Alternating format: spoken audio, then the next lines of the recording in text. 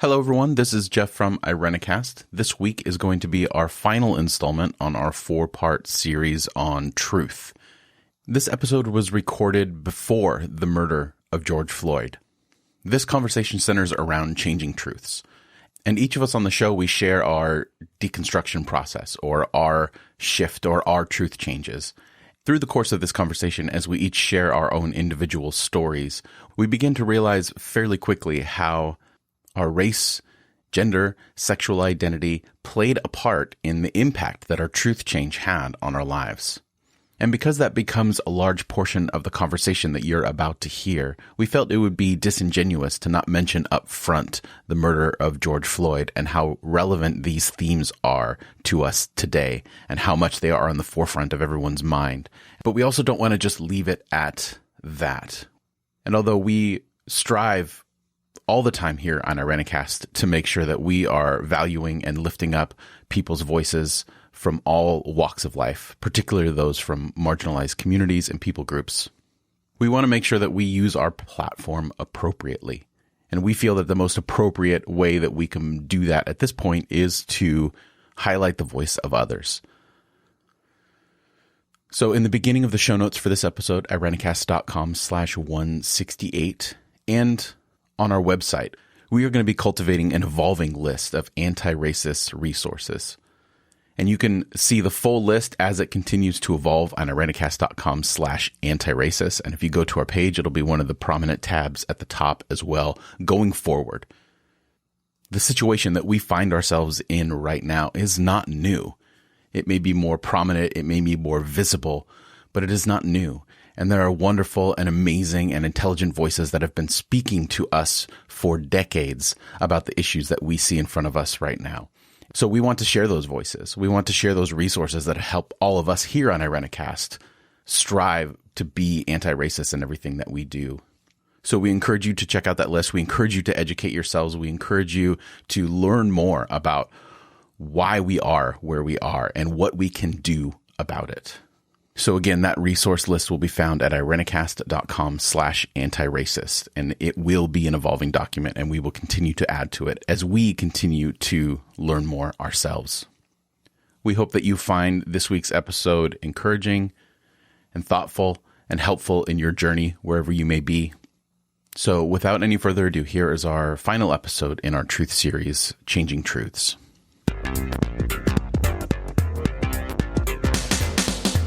Hello, everyone, and welcome. We are Irenicast. I'm Jeff. It's your boy, Alan. I'm Bonnie. It's Casey. This is Rajiv. On the first and third Tuesday of every month, we bring to you our perspectives on theology and culture from a post-evangelical lens. Thank you for joining us for another conversation to provoke your progressive Christian imagination. This week, God willing, we are going to be finishing our truth series with a part 4. We've talked about truth as a concept. We've talked about moral truth. We've talked about where our sources of truth come from. And today we're going to be talking about changing truths, how our truths have changed. What are some ways in which we can equip ourselves, I guess, to change and move and flow within the truths that life presents to us, I guess, would be the way to put it. And we're going to try to the best of our collective ability to keep this maybe practical. With our powers combined. That's right. Try not to head off into too many heady realms, but we'll see. We'll see how it goes. This is the nature of a conversation. We just do what we do. And for our segment, we're bringing back an oldie but a goodie, one that we like to call Famous Christians for 100. I'm excited about this. I think this is the first time we've played this game all together as this iteration of the Irenicast. And the last time we played it, Casey, it was you and I on your episode, on episode 131. And we had a good time with that. So let's get into this. Bonnie has curated a group of questions for us to kind of guide this conversation. So I'm going to turn it over to our resident guru, our sage, our truth changer. Our truth changer. And she's gonna ask us some questions. It's about to get real. It's about to get deep. It's about to get something. There you go. Let's start with that. As we were talking about truth, the last 3 episodes, it kept striking me that, each of us, as individuals has gone through a process of changing truth. And we talked about, do we discover truth? Do we make up truth as we go? All of those kinds of things. But the truth is, each of us has gone through this process of discovering or of living into a whole new truth. So let's talk about that. What was it like for you to wake up one morning and just know that you were no longer operating with the same set of beliefs that had formed you? How did you know? And what was that like for you? It was odd for me. I think it depends on how big the truth is, right? And some of the truths that I had were all-encompassing, world-shaping, universe-shaping, and had lots of consequences. And so waking up outside of that was unsettling in some ways, I guess. Well, I mean, before the waking up to a new reality, there's this process that kind of, you begin to, at least in my experience, I began to feel like maybe I had been lied to and betrayed by the people I had once trusted, and there was this new information, maybe even some evidence coming to light that, oh, this isn't what they said it was, and navigating through that. And you want to defend, or at least I wanted to defend where I had come from as being legitimate for as long as I possibly could. And once the sense of betrayal and this just isn't right, when it fell apart, the falling apart happened rapidly. The holding on took a long time, and that's where some subtle shifts happened. But once it fell apart rapidly. So there was the anger, bewilderment, and now what? I think it felt terrifying because, I'm a communal person. I love being in relationship with people. And I knew that waking up that morning and my truth and my world shifting would mean that a lot of the people I loved and cared for and cared about me would most likely turn their back on me or walk away. And the heavy weight of either telling my truth or not. Because in telling my truth, it would send me on a path, at least I thought, would leave me isolated and alone. And so that was scary, to know that these people who said they loved you, who said that they would walk with you right through the fires of hell, really did not have the capacity to do that, because the person I was becoming and the truth that I now knew would require that they would have to walk away. And I would have to also. That reminds me, Casey, I forget sometimes, but it's almost like you're setting off with just the consequences as your only journeying partners. Because people in your family, people in your church, people in your school, whatever, are not with you on that journey and are explicitly not so. So it's like, not only are you kind of shifting what you believe, the consequences are looming larger and larger. For some of us, that's like loss of income too, not just community, but also livelihood. That's right. That's sobering. Yeah, for sure. Jeff, what about you? This is a tough question for me, because I don't think that I can pinpoint a moment. I kind of feel like it's the opposite of Rajiv's experience, where it wasn't just this collapse, it was this slow burn. And there never was one catastrophic incident that I would say changed everything. I don't know. I'm not 100% sure how to articulate. I think it was there from the very beginning, is that I was always taught to question. I don't even know if question's the right word. I was taught to be suspect, overtly, or just that's where my circumstances growing up brought me to. and I've, shared this before, but sharing my internal monologue led to negative consequences. So I learned quickly to keep that to myself and present a certain person. I think for me, the tipping point was when the person that I was presenting became disingenuous. Then that's when I couldn't hold it together any longer. So it wasn't like it wasn't this thing where it's like be all things to all people where I'm just going to pretend to be this with someone else. They were all still reflections of who I was. It wasn't a matter of pretending to be something I'm not. It was a matter of choosing which part of my personality to represent in this given moment with this given group. So once I was in a group where there were less and less of my personality traits that I could fully express, then it was, I can't do this anymore. I don't have anything left. And I think that a lot of those things were interactions that I had with authority. I had pretty regular confrontations with the pastors that I was working for. And they always came down to the difference between what we were saying and what we were actually doing. And I think my idealism got in the way. A lot of that is that when my idealism clashed with reality and what we were actually doing, those were probably the big moments where it's like, no, but wait, we said this. And then realizing over time, oh, we said that, but we really mean this. We're really doing this. And those moments were catalysts for me in terms of where that changing truth was going to come to. Because to me, the only real truth is my experience. I'm sure, Alan, you have what the term is for that.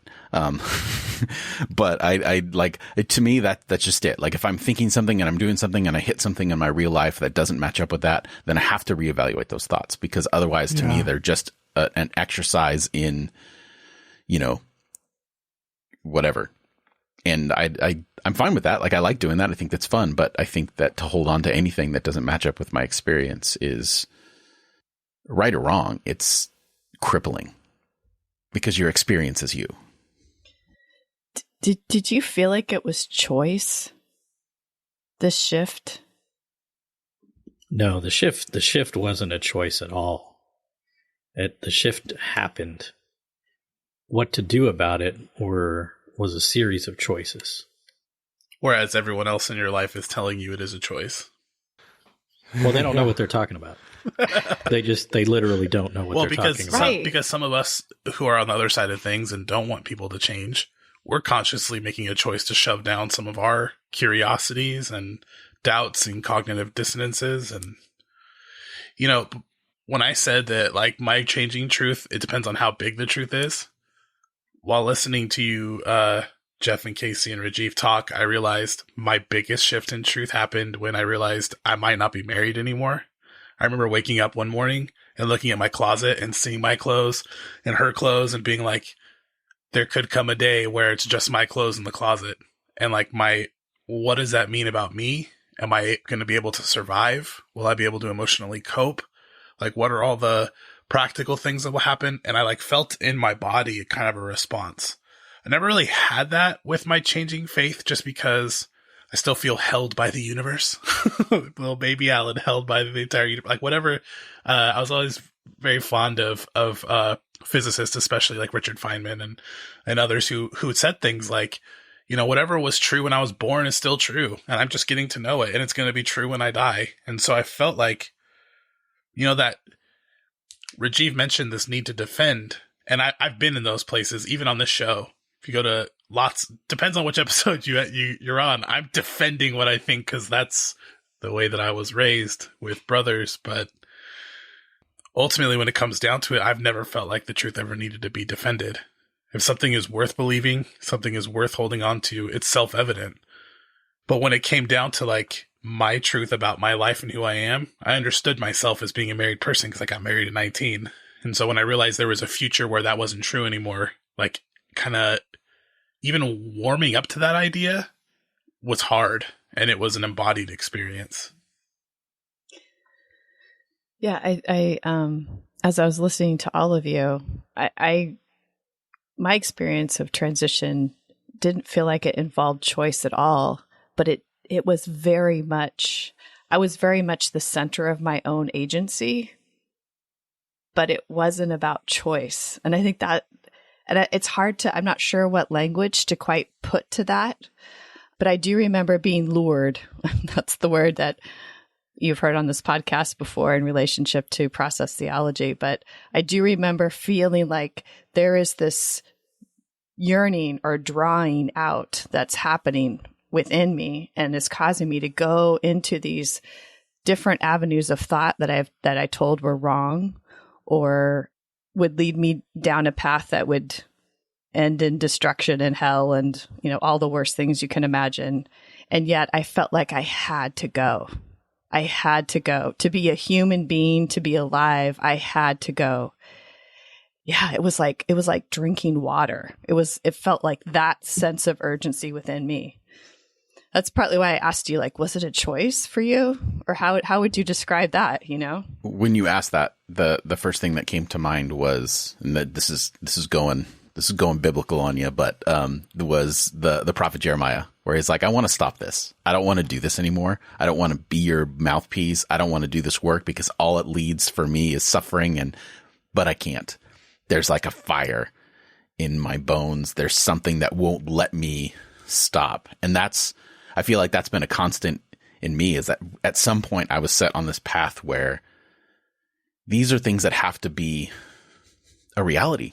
And I thought I found a set of beliefs that moved me towards that reality. And then when I realized they didn't, that internal drive didn't change. It was, now I need a new face for those. And I don't even know if that's right, because it seems superficial, because it's not. Like, it's this intangible thing that I don't know if I ever have the right words for it. But yeah, like the way you're describing that, I know exactly what you mean, but I can't articulate it at all. Here I am, or what is it? Here I stand, so help me God, I can do no other, right? That's the feeling I had. Because the only other option was death. Like, I either step into this new reality and tell the truth of my life, or I will find myself dead. And I think that is the truth for many of us. I mean, in recovery groups, they say you're only as sick as your secrets. And I think that a part of what many of us struggle with is like, this truth is being drawn out of us always. It's whether we choose to step into it or not. I really wanted to ask you guys this. It's related. Don't worry, everyone. But I wonder about, like, Alan was saying these truths have been there all along. Our capacity to wonder, I think, is something that is actually primal, but there's something in us that we know deep within ourselves that there are these questions we have, these truths we have to live by. And I think there are people who are just choose not to, they just shut it off, right? What is that? In the beginning was the conversation. It can be translated, not the word, but the conversation. And the conversation was God and was with God. And I think that conversation dwells deep within us. It is a conversation that we long to be in relationship with the infinite, with all of creation. And I think that one of the biggest issues is that we're told not to wonder, not to ask. Maybe that's a tangent, but I just know that this truth thing, telling the truth, meant life or death for me. And I think for so many, it's the same options. And there's more than one form of death. Right. That's right. Right. I'm wondering, in hearing each of us talk, there's clearly markers of transition. And some of us, it sounds like, was just leaving one environment because that environment was toxic, but not necessarily leaving the faith, the underlying faith of that environment, and just moving to a new environment where that faith that you had already, it sort of had better nutrition and space to flourish, versus, like, in my experience, the faith was gone. God was dead. The faith unraveled. There was like nothing. So am I misunderstanding how your experiences are different than mine? No, I think you're, at least for me, you're right on. Like that, there was never a lack of faith. There was never a moment of God is this or God is that. But I think for me, I can pinpoint why that is because for me, it was this slow burn. Like my faith or idea of God or theology, I felt like was changing in bits. And because there was not a moment, I think that really contributed to the fact that I didn't feel like I needed to lose anything because it was almost as if my theology was evolving with my experience. And I think a big part of that has to do with my personality is because I wasn't sharing with people, right? Like I wasn't, I wasn't taking anyone's advice. Like if someone told me something that didn't ring true, I was just like, whatever. So I didn't have any like leaders or mentors in my life that I allowed to disappoint me. So it was just like, I totally, that concept that your experience is foreign to mine for sure. I think for me, I lost it all. I mean, I remember the first thing that went for me was this idea of Jesus as God, Jesus as Savior. I was one of the first. I mean, I had had so many questions for so long, but I actually entertained that notion. And then I found a book in the public library in Placerville, California called, what's it called? Pagan Christ, something like that. It was written like in 1910. And I read it and I realized that the story of Jesus was so much like the stories of so many other mythologies where there was a baby born in a cave. And I began to think, maybe this isn't true in a literal way. And if it's not true, then what does that mean about the truth about Jesus? And it just all felt like bullshit. I mean, after a while, and when your entire world view begins to feel like bullshit, I couldn't even walk.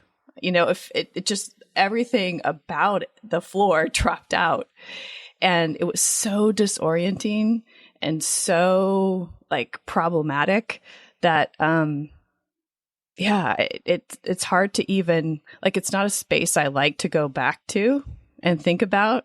And yet I think it was also an incredibly rich time because it's where I found myself and my own voice. But for me, yeah, Rajiva, it's very much like what you described. It was an earthquake. I live in some sort of dualism around this, Rajiv. I feel like I let go, that none of it mattered. In fact, to this day, if I'm in a really dark place, you'll know because I'll say something like, "What's the point?" I live with that question a lot in my life. What is the point? And yet, I hear baby Alan's voice of, "I was held by the universe," you know? Some of that still resonates in me of like, maybe I like this sense of presence, essence, whatever. Hindsight says I could see that, and I could see it in the mentors that I found, you know. That was a big thing for me. Like when I decided to come out, I still wanted to ride my high horse, right? I still wanted, like, I kept that part of my evangelicalism of like, I need to look and be a certain way. And so I reached out to people who I thought modeled best for me what being a gay man and Christian could look like. And so maybe that's where being held was, right? Maybe it was never God or the universe, but I was certainly held by those men who let me cry and let me wonder and let me throw it all away and let me attempt to pick it back up. But I want to be clear in saying that, you know, I often will say that I am far more religious than I am spiritual. Because for me, I feel like I've had to like rebuild those muscles, those spiritual muscles.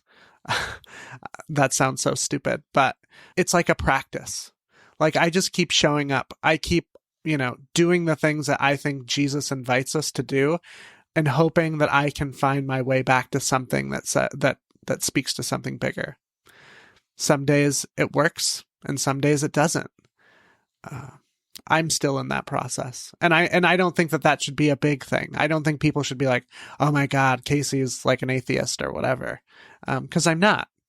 I'm just unsure about what being held looks like. Does that make sense? Mm-hmm. Yeah, this is kind of crystallizing some stuff for me. Like disparate thoughts, something about control with Bonnie and like lack of control or loss of control, or maybe control not being important anymore. And then this thing having to move forward. Casey speaking about wonder and how like that's part of being a human being. I wonder if all of us have had these threads of curiosity and wonder from when we were kids that are still a part of us that we can draw on. You asked Rajiv, like, something about like whether the floor had dropped out or whatnot. And I think I went to talk about my divorce because for me, that's when a floor dropped out. When it comes to faith, I feel like I've had multiple streams of meaning built into me since I was really young to where it didn't feel so traumatic. Like I was going through my old journals in high school and they're all brutal. It's just so hard to read. Like, you know, I'm an awful sinner. I'm the worst. Like stuff that I would never want to hear an adolescent say about themselves. But then I came to this thing in the middle of my junior year of high school and I wrote, I often wonder what the purpose of everything is. Even more so, I wonder where to find it. In the annals of history, in the laws of physics, in human interaction, in the pursuit of individual achievement, of God. I look at the stars and find my place of humility. How can all this be about me or even humankind? Its pursuits do not worry the cosmos or even increase the length of history's timeline. Now I come to my point, how can such considerations be conveniently answered in a book? This question begins to fill me with doubt, but the answer is ever before me. Has God created us to obscure himself from our scope of vision? I tend to think not. And then I kind of go a little deeper, and then I'm realizing now that I think there are kernels of resilience and continuity in us. Casey's talking about wonder, right? Being that thread throughout our whole lives.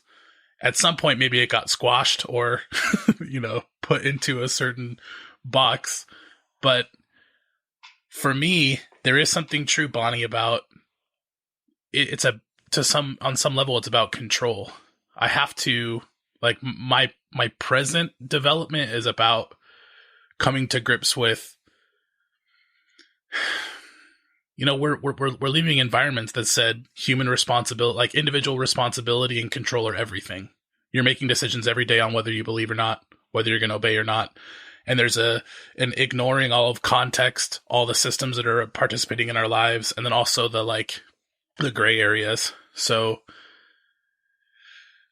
I'm coming around to something. I think that question about whether it's something we can control or not is an interesting one for me personally. Sorry if that's way too much. I just read from my journal. I think that's awesome. We should all have our journals standing nearby just in case. No, I appreciate that. You know, a big part of it is your honesty and willingness to share. But another part of the appreciation is this is one area where it really contrasts how we're different and yet in relationship. You know, we don't have the same experience when we talk about transition or moving from one set of truths to different sets of truths. Our journeys in this way is pretty different. Do you think it has something to do with the fact that, like, forgive me if this is just a weird thing to point out, but the straight white guys are the ones who had gradual truth transitions, and the people who like embodied all of these different like oppositional truths are the ones who had the floors drop out? I think that's really insightful observation, Alan. And I'm not sure, you know, but it is, that would be a really interesting thing to study. Well, and I appreciate that, Alan, because I think, because I wrestle with that as a straight cisgender male, the structure that I grew up in was very much about perpetuating that. So, you know, a big part of my process, not a big part, but something I was aware of in the process was like, okay, well, I'm going to have to figure out how to be a man in a very different way, because this is all I've known. I wonder if it's true, Alan, that about this slow burn versus the floor dropping out, because it really doesn't require your entire life. Right. Right? Like you can make statements and live. Throughout history, women have been burned at the stake for making faith claims or believing differently. People of color have been murdered for taking up space in the world and telling their own truths. Queer people the same. And so for you to change your opinion, there's enough space in the world for you to change your opinion because you are a cisgendered white guy, straight white guy. And it doesn't, and your literal life is not at stake when you change your mind or you choose to speak up. And you don't have to leave to be heard. Right. Yes. I just talked recently to some straight white cisgendered men who are clergy, and they said, I consider myself a moderate. Like, I've been able to go around in the circles where people disagree with me. And I think there's an element of truth to that. Like, I eventually had to make the decision, am I going to work in conservative churches or not, that don't allow gay people, that don't allow women. You get to make that decision. But I get to make that decision. You're right. And so it's something I can come to terms with on my own time. Dang. Yeah. And I think, like, for me, the more I think about it, like, what the set of beliefs that had to change for me included the way that I had participated in a system that was oppressive to me and to other women. And so it was like sort of owning up to the reality that I had participated. I had like swallowed that pill and I had participated in that system. I had upheld these beliefs. And then I felt this like just anger at myself and disgust at myself for being so unjust. And I think on the other side of this, like I always had sensibilities around caring for the poor and looking out for those in the margins and so on. But it was a much more charity-based approach. And having gone through this transition from this one truth paradigm to now a new truth paradigm, which is always up for question as well, it's less about charity-based and more about withness. And then that's when the justice fires really start to burn, because I realize I am part of this. That's right. Yep. And so, yeah, I mean, I think that's like really interesting to think about how, and Jeff talks a lot about experience being the root of the way we can talk about truth at all. And identity, several of us mentioned identity as part of our experience, and how this change in truth was also a change in identity, like maybe married to unmarried. And what does that mean then for us as people in one truth paradigm versus another truth paradigm? I think it's all like, and I hope our listeners will weigh in on their experience, because like we talked about our own experiences being so diverse. I imagine every single person listening, there's going to be like little moments where it's like, oh yeah. And then other times where people are going to say, that wasn't me at all. It would be really cool to hear from you all out there listening.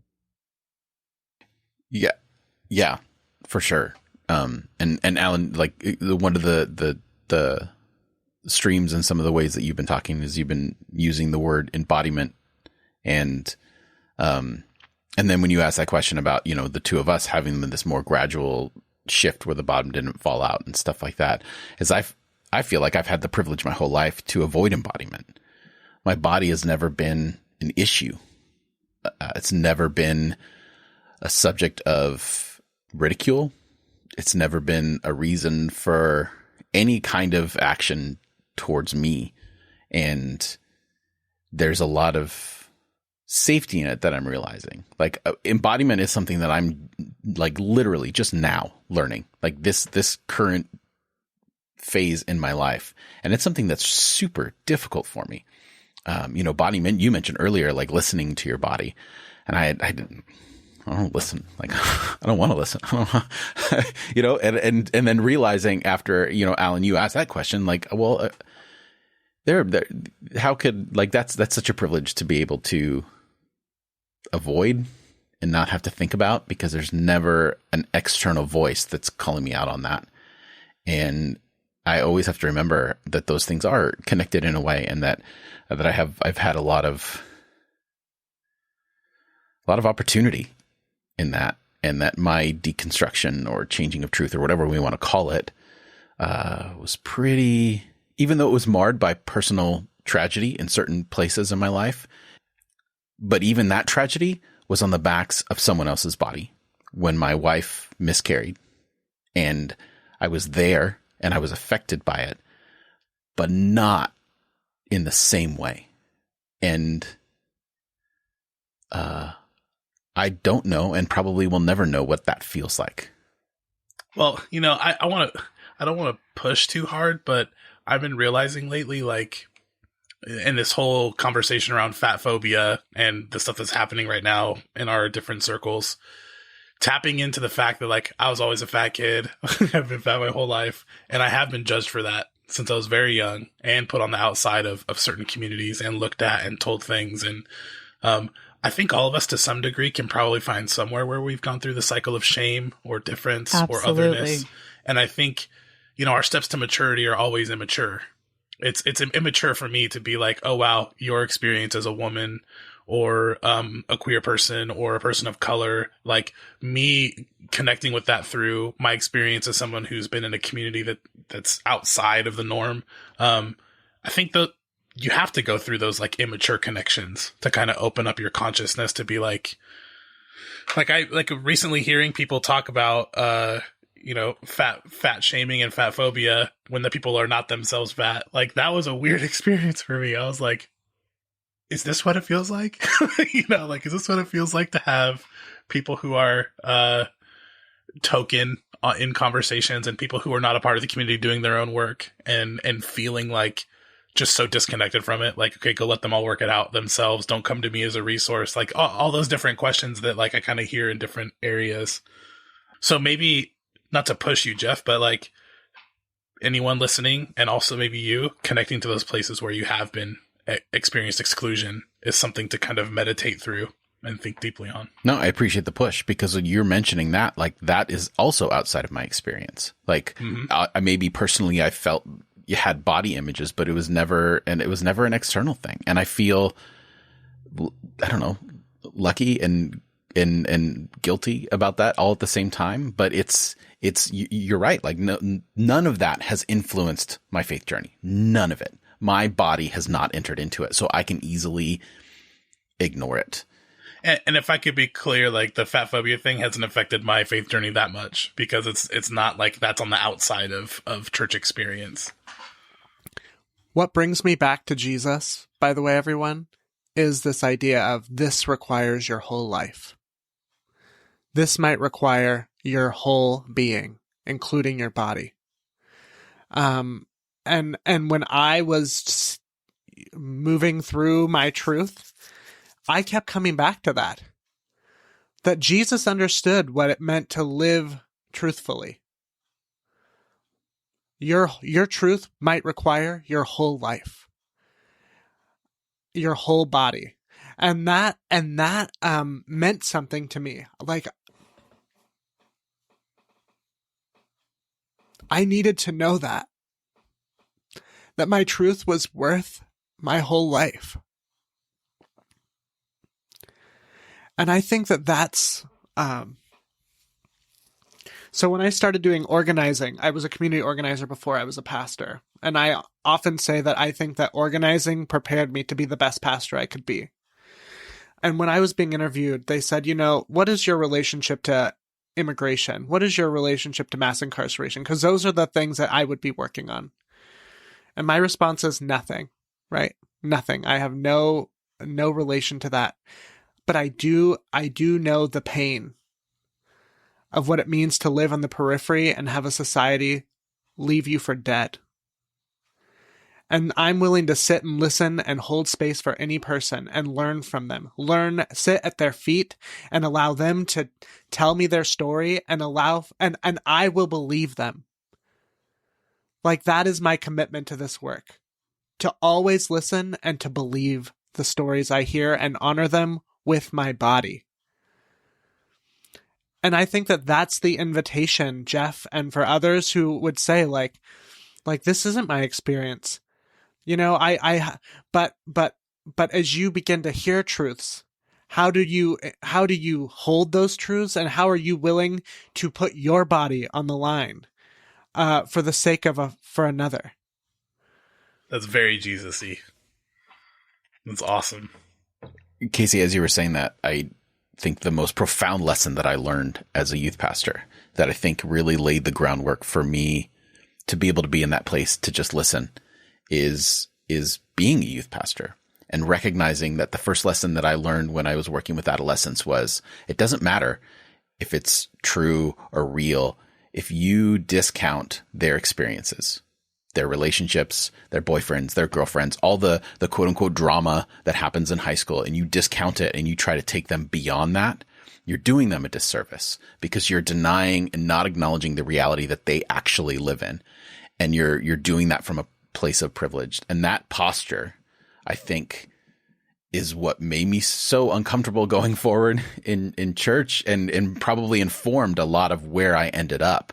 And then now hearing the voice and the stories of people of color, of people on the margins, of women, of trans people, of whoever, and taking that posture first, I'm thankful for that experience, and that I hope that stays with me, because it's people's experience, and you can't unexplain that. You can't push people out of that. And that's why, it's one thing for me to say to someone, it gets better, but it's another thing, Casey, for you to say that to someone. And as who I am, my job is not to take people out. My job is to acknowledge where they're at. Is your God a gaslighter? That's the question.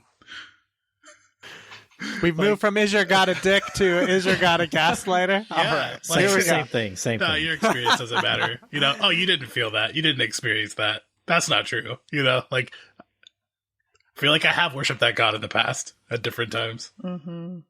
Mm-hmm. Yeah, we all have.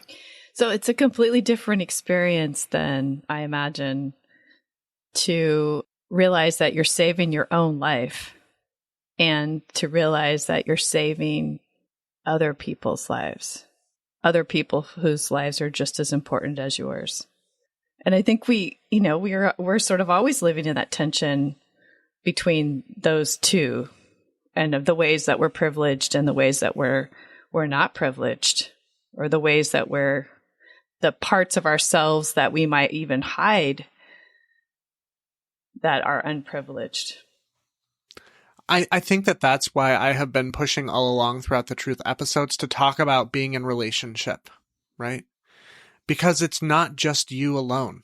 You're not just moving through the cosmos by your damn self. And when you make that shift to tell the truth, the experience feels isolating. It feels as though you're going to go alone. But even in my own shifting, look what I've come upon, but 4 amazing friends. I mean, we found each other, and I wouldn't trade these friendships for anything in the world, quite frankly.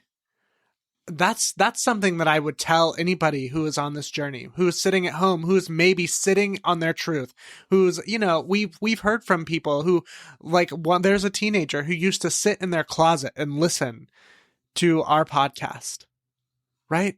Like, for any of you who are sitting in closets, whether they be physical or whatever, when you make that shift, there will be people on the other side. And you will learn from them, and you will grow with them. And when you make that shift, people are watching. And maybe they are not ready to grow with you. Maybe they're not ready to walk with you, but you are allowing them to start the path. I mean, when I decided to come out, I was in a small-ass Christian college of 150 students. Every student who had come out before me either came out and was thrown out, or ran out, basically, or came out after they graduated because they knew it was unsafe. And in my mind, it was, if I come out now, I am basically laying the groundwork for people to come behind me. And if I don't do it, who will? How much longer do we have to wait? always being in mind, keeping in mind that that this just isn't about your own truth. When you lay these truths out, you are building new relationships, and you are also paving the path for others who will come behind you or who just need it. And that, Casey, calling out individualism is very poignant at this moment in time, because this idea of bootstrap success, totally, all that kind of stuff. The individualism is being seen for what it is, which is essentially we've created a system of idolatry around predatory people. These, say that again, louder for those in the back. But it's an extension of the kind of religion we all have experience with. Totally. And this moment in time is shedding a huge light on where the real work, where real grace, where real love, real community exists. And it's not with the people that have the spotlights on them that are predatory masters. It's with us. It's with people who are willing to have open arms and open hearts and find ways to be connected and survive. And a willingness to be a part of that larger community feels like a loss of control. Yes. For a lot of folks. And when you worship an all-powerful God, what does that do to your relationship to power? And I think that's part of what we're trying to explore here is then you worship power. When you worship an all-powerful God, you worship power. Individual power often. I need to think about that. I'm going to write that down. So, well, I mean, that's a big part of the power of the Christ, is there's this death. If you worship the Christ on the cross, you're worshiping vulnerability. Yes. Right. If you're worshiping Christ the victor in this, wielding a sword, you're worshiping that militaristic power. And it's all in the Bible, right? And it happened pretty quickly, right? Like in the course of Christianity, that transition happened real fast. Absolutely. So if we didn't do this, none of us might have felt really isolated, but we didn't do it alone. We didn't walk this path of transitioning from one set of truths to another. So who were your guides? Jeff. Okay, I know that sounds so funny, but Jeff was a part of it. I mean, Jeff was he was my dealer. I remember being in Bible college and being like, I'm not getting the good stuff. And he would whisper and he'd hand me something. He'd be like, hey, Alan, if the flood never actually happened, you can still believe in the Bible, quote unquote. And I was like, are you kidding me? He's like, here's this resource. Here's this resource. And so I bought books by we talked about Tony Campolo, books with Tony Campolo, Adventures in Missing the Point. N.T. Wright was a really important one for me to read the Bible as this staging of stories and even what story means and even what reading means. And so there's folks. And then I don't think I really took off until I started encountering liberation theology in my seminary experience. I'd say for me, I mean, this is weird. We're doing a little bit of the congratulating one another, but the truth is, Bonnie was hugely instrumental in my awakening. As far as my life, I was like, this is all working. We're imperfect, but we're trying to do better. And then to have these new realizations come along, thanks to Bonnie and her willingness to explore and learn, I could not sidestep it. And so from there, trying to reach out to existing mentors, existing friends, and finding there was no substance anywhere, then it was just then the scales on the eyes, using biblical languages, fall away, and you're like, holy shit, these people are just hollow robots when it comes to their faith walk, so to speak.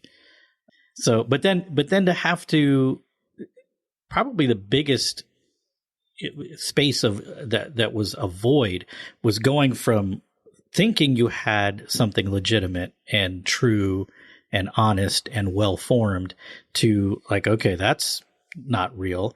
And then not having any knowledge, growing up in these conservative, high control environments, you don't have knowledge of what else is out there. So then to make that leap to find and seek and like, oh, okay, there's some great resources, but not, I didn't have a dealer other than Bonnie, and we were both like, had never been users. So, yeah, kind of. That's always a bad thing, by the way. That can always be dangerous. There's a lot of listeners who are in that same spot right now. We get messages. Yeah, we get we get messages constantly as a show. I get messages privately of like, okay, this is where I'm at, and I have no frame of reference, no teachers, no partners, nobody to go on this journey with. And so everyone's always asking for resources, and I actually think that's something not to be ashamed of, to like search for wider teachers. Like that's an important part of the journey. You said wider, not whiter, right? Wider. Yeah, I was like, what? A wide breadth of teachers. Maybe diverse. Thank you. Yes. I am, my teachers were, well, first of all, Bertram Johnson, who many of you have heard me talk a lot about. I call him my fairy godfather. He was the first gay Christian man I knew. And the first adult that I told that I was gay who believed me and who didn't try to fix me. And he was working for an organization called Multi-Faith AIDS Project in Seattle. And so my teachers came in the form of men dying of AIDS, who had lived a life of silence, who had lived through a pandemic. Spending hours and days with these men taught me a lot. And then there was, I had a professor named Jeff Mallinson who came my senior year of Bible school, who was teaching philosophical theology. And so philosophical theology was like my first bump, right? And then my new advisor, Stacy Kitahata, gave me Just a Sister Away by Renita Weems. And that was my introduction to liberation theology, and I never went back, ever, because it was like everything I needed. I came through philosophy and Black women and men dying of AIDS. So it's interesting to think about some of my teachers who I wasn't ready for them yet. There's that saying that when the student's ready, the teacher shows up. But then after you've gone down the path a little ways and you look back and you're like, oh, yeah, if I had actually followed that thread of thought that person was offering to me at that moment, things might have ended up differently. I remember a teacher in the Adventist system who would whisper to me, that the story of Adam and Eve, that's just a myth, right? And I remember thinking, does she mean that it's not true? Does she mean, I just remember wondering about that and then just sort of stuffing it down and moving on. But books have always been my teachers, I think. Sue Monk Kidd, The Dance of the Dissident Daughter, was a really formative book for me. And also Jim Marion, Death of the Mythic God and the Rise of Evolutionary Spirituality, hugely influential. Both of those books happened, they were just within my reach by happenstance. And I picked them up and it was pretty powerful. To add just another book, there's a book called Our Religions, where there are 6 major religions and they're written from scholars from their own context. And it's a compilation. It's not super hard to read, and it is just brilliant. I think digging deep into that, and it's a pretty large book, just shaped me in an appreciation for my own tradition, my own place kind of in the world, brought me into the wider community. So I think teachers can be kind of anywhere. And for something that was a helpful resource for me was 5 Stages of the Soul, which anyway, it's worth a read. For any listeners looking for something a little lighter, Holy Envy by Barbara Brown Taylor just recently came out. Great book on encountering other religions and other traditions and other truths out there that you may not have, and appreciating them without co-opting them. Or take a world religions class from your local community college. Yeah. or anthropology. Or go visit a community that's not yours. Yeah. That did it for me. Going to a Hindu mandir blew my mind. I just like sat there and I was like, oh my God, I have to rethink everything that I think about myself and my own religious practice, because there was something so familiar happening there that was powerful and something very different too. And it's that kind of experience is worth doing. So visit other places. Well, you encountered Christ there too. Right. And it was really in Hindu form. Really unsettling. I remember sitting every morning when I was living in India, sitting on the terrace and smelling the incense from the temple and hearing the call from the masjid and being like, there's something so profound, like something bigger than I can ever understand. Put yourself in positions where you're forced to. But I would say in that is be aware of where you're at. Like Bonnie, going back to what you were saying, where you weren't ready for certain messages or certain people. I took a class in my during my bachelor's degree. It was an apologetics class, and the reason I signed up for it because it was apologetics. I want to learn how to defend my faith, but it was not like any apologetics class I ever had. The whole point of this class was we are going to expose you to literature that is not your own, not as a way to defend your faith, but to have a broader understanding of your journey by listening to the journey of others. And there's a lot of great books in that class. Like one of the things we had to read was Malcolm X's biography. It was the first time I read Gutierrez, Liberation Theology, like all these books. But at the time, it didn't resonate. I didn't reread those books until almost a decade later, where I was like, oh, I see. For me, it had to start with Rob Bell, with N.T. Wright, with guys that look like me, unfortunately. But I don't know if I would have felt enough kinship to move forward if I felt that I was alone. But I saw people that you know, and I wouldn't have articulated this in the moment, but now that I'm looking back, I saw people that look like me, that were putting to words things that I was thinking and was too afraid to put words to because my job depended on it, because my reputation depended on it, or whatever. And I mean, those were important steps for me. So I think, you know, really paying attention to where we're at is important. And I don't think that, and forgive me if I'm wrong, but I think it's easy for someone to be listening to this conversation and feel like we're talking about deconstruction, which I think when we talk about that word, I think what the narrative that's been created in this space is that deconstruction is you had this one moment of change and now you're a new person and that's your new normal. And I think that what we're all talking about is, it's not about deconstruction or reconstruction. It's just about, I don't even know how to articulate that, but it's about something more than, you know, just jumping from island to island or truth to truth or house to house. It's something else. Honesty, attention, evolving and changing, all wrapped up in. I created kind of this like 15 things that one of the questions that Bonnie was asking us earlier is like, what do you wish you knew then? Or like, what resources do you have that you wish you could share? I created, like, this morning when I was drinking coffee and thinking about this conversation come up, I won't share all of them. Maybe I'll write something and just reference this and put it on the blog.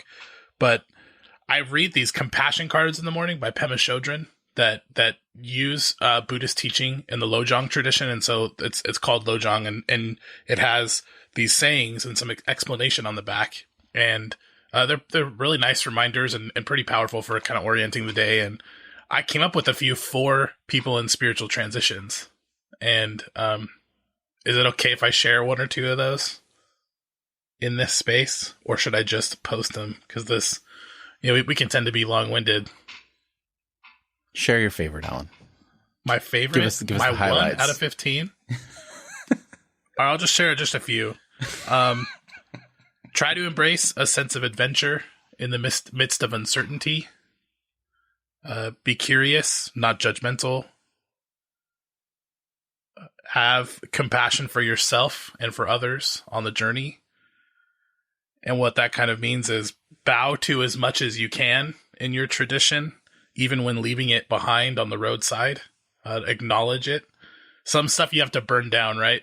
And you have to be angry about, but whatever you can bow to that you're leaving behind, do it and honor it and leave it to the side.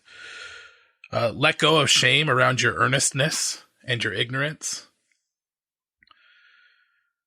Get embodied. There's more to that. Decenter and contextualize your myths, stories, and identities. Get comfortable with cognitive dissonance. And what I mean by that is, like, don't just shove it down. When you see these two different things happening in you and these two different competing ideas, just pay attention to them. Like, take a step back and recognize them rather than trying to avoid them. There's a lot more, obviously, in here, but those are just some things I've been thinking through. And maybe I'll post all 15. But, none of those are your own, Alan. Of course not. Those have been around for millennia. But, like Jeff was talking about with Rob Bell, what you're talking about with these beautiful bits and pieces, we sometimes down the road, we look back and we feel kind of a sense of like, well, yeah, mine was Rob Bell, who was actually, Love Wins was kind of an important book in my journey too. I'm like, okay, if I was swimming in a pool and some pimply faced teenager saved my life, and he turned out to be a jerk later in life, he still holds a place of importance in my journey. So I think kind of what you were saying, Alan, when you look back, rather than having some shame or conflicted feelings over moments and things that helped move you along, hold them dear. Give them a place of reverence. People used to set up like altars, right? Along the road. Absolutely. And they would mark it and recognize it. Oh my God, we should put an altar for Bonnie. I'm going to make an altar for Bonnie in my house. Don't. Oh my God. Oh my, Casey, that's just too much. One other thing that I recently heard from, he was actually on the show. Joey. Joey was in how evangelical groups skew progressive in proximity to whiteness. So that's an episode that could be in the show notes. He was sharing about using your faith and your faith tradition like art. Think of it in terms of art, and you're a part of creating something beautiful. But I think all artists know that it begins by encountering themselves. I really appreciated what Jeff said about his guides had to be guides that talk like him, look like him, moved in the world a little bit like him to begin with. Because until we do the work of encountering ourselves first, we can't really be in relationship with anybody. And I do think that it's really tempting to go from jumping from the one island, I think Jeff said that too, to the next island, like going to a Hindu temple and expecting to encounter Christ there. Well, I don't think Christ is everywhere. And I hope that doesn't make me, blasphemous, people in my church listening. Christ isn't everywhere. Jesus isn't everywhere. I would say the Christ. Yeah, we could disagree about that. Plurality is in lots of places. Yeah, I don't think so. And I think that's another okay. Episode, and you're wrong, but that's okay. That's okay. Because there's something else there that you get to encounter because you go in firmly understanding the encounter that you've had with oneself. So I think it's really tempting, especially when we believe in this monolithic God in this monotheistic way, to think that God really pervades all. And that's one thing that I wish that I had known. Yeah. I think this is like the perfect way to kind of close out this 4-part conversation on truth, to really land at a place where it's like all this stuff that we put out before in the previous 3 episodes. Here's the life and the experience that came from. And I really, I'm gonna jump into the Alan seat real quick, and I'm just gonna say I love you guys. Like, appreciate having these conversations and hearing these experiences and being reminded that, where we may have came from a similar worldview, but we all had such profoundly different experiences within that worldview. and remembering as we go forward and express our truth and encounter other truths to recognize that there is no monolith.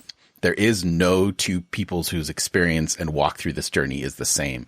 And if we can remain mindful of that as we walk through and encounter each other and encounter others, I think that maybe the world will be a little better place, or at least at least the podcast sphere will be as we move forward. So any other final thoughts before we kind of close this chapter on truth and find some other long-winded way to express something simple as you guys are awesome. Call anyone a friend who tries to make life on this little rock a little bit more bearable.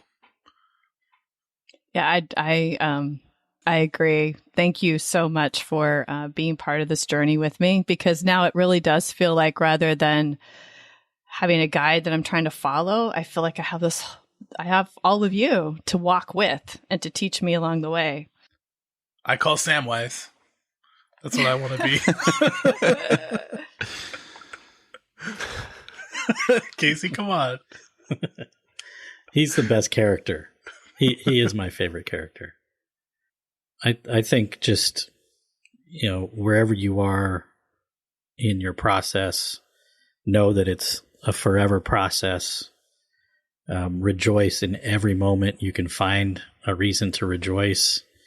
Accept setbacks with sobriety, and be willing to give yourself a break, and connect with people who will help you keep going and not try to push you in a direction, but other than the direction you need to be going. There's too much wisdom in this episode. My heart and mind are too full. Rajiv, hearing that, accept setbacks with sobriety, I'm like, oh my God, I have to think for another whole week about what that means and means for me. Oh, it feels so great. I would just say that hold life lightly,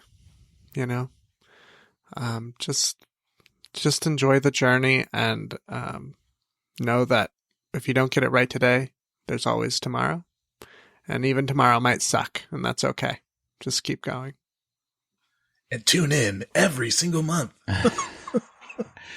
And let us know what you think. You can add your voice to this particular conversation and comment at the show notes at irenicast.com/168. Also in the show notes, you'll find relevant links and a complete list of other ways to follow, and contact the show. That's irenicast.com/168. And if you'd like to further continue this conversation, join us Monday on Facebook Live and YouTube Live as we kind of revisit this episode and take some of your questions. And if you can't be there live and in person, you can always email us your thoughts at podcast@irenicast.com. That's podcast@irenicast.com. We have been really enjoying that time together on Mondays.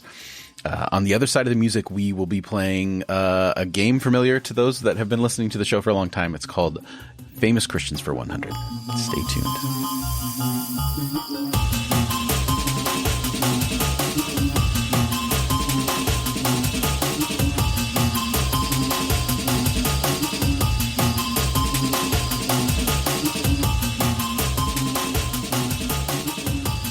We are on the other side of the music, and we are going to be playing a game that I think was in the first 5 episodes of Irenicast. When we first started back in the day, we had a few segments that we came up with, and this was one of them. It's Famous Christians for 100. It is a play on Jeopardy. I'm sure many of you, I don't know, do people still watch Jeopardy? I don't know how that works. I honestly never watched a full episode of Jeopardy, so I wouldn't know. I just know the cultural reference. What? Yeah, it's boring to me. It's so fun. It is fun. Especially when you can feel superior to other people because you know something. You know some stuff, yeah. To each their own. To each their own. This is our version of Jeopardy. And basically what we've done is we've all created, or not curated or created, but we've found a quote from a famous Christian, dead or alive. And we put quotes around Christian. Like, we understand that Christian is a wide, so people that would culturally recognize someone as Christian. So there's some wiggle room in there in terms of who we might be quoting. And each of us have to guess who said the quote that the other host is going to present to us. I think that's straightforward. It makes sense. Alan, let's start with you. What is your quote?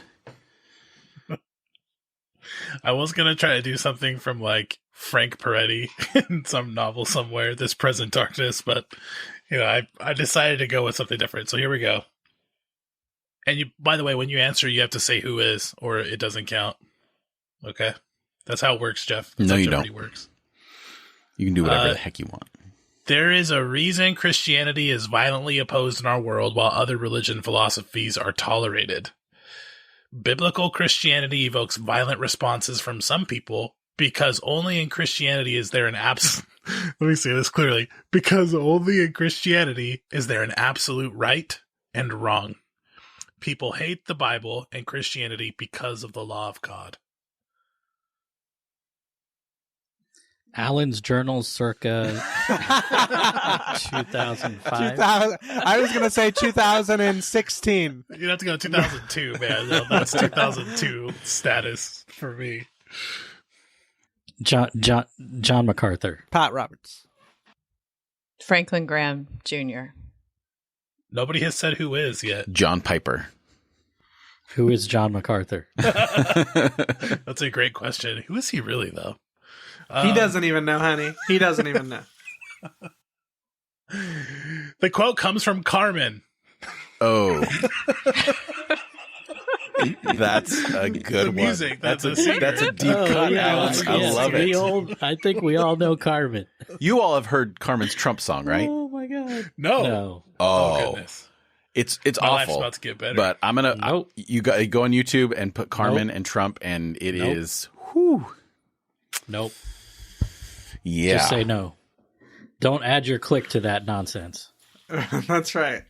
Don't harbor terrorism. I already did. I won't put it in the show notes, but if you are so inclined, you can look it up, and it is wow.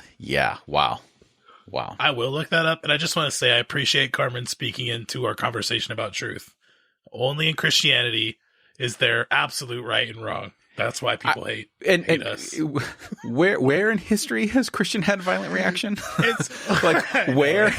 No, it has. It absolutely has. There are people being persecuted right now for their Christian faith in different countries. It does happen. Okay, but and in Christian history began with that. But as far as but then ended with us perpetuating it. So yeah, that's been all throughout. Yeah, who's the violent one? But it just sounds to me like, you know how when Americans are like, they hate us because our freedom. They hate us because we're free. Like that whole thing. Not because we're exploiting and, putting our military around the world and dominating all the conversations internationally. But they hate us for our freedom. And they hate us for our truth, you guys. Carmen. Oh, not Alan O'Brien, circa whatever. Carmen. Oh man. All right, Rajiv, let's hear what you got. Rajiv. Okay. All right. Okay, I got a great one. Be nice to whites. They need you to rediscover their humanity. That's great. I like it. Be nice. They need you to rediscover their humanity. I have no idea. Was this a professor you had? Somebody who I love dearly, though. It makes sense. It'll make sense when you hear who it is. Right. All right. I should probably just say who it is. It's Bishop Wait. Oh, Desmond Tutu. I was gonna say like Miguel de la Torre or something. Oh. I don't know if he would say that. But maybe. Yeah, he might not. But it makes so much sense, right? When you think right, Bishop Tutu. All right, Interesting. Bonnie. Okay, here we go. A man who was merely a man and said the sort of things Jesus said would not be a great moral teacher. He would either be a lunatic on the level with the man who says he is a poached egg, or else he would be the devil of hell. How many people have done this trope of lunatic or liar? Like, oh man, I'm pretty sure I'm saying C.S. Lewis. Yeah, I'm gonna second Jeff's guess.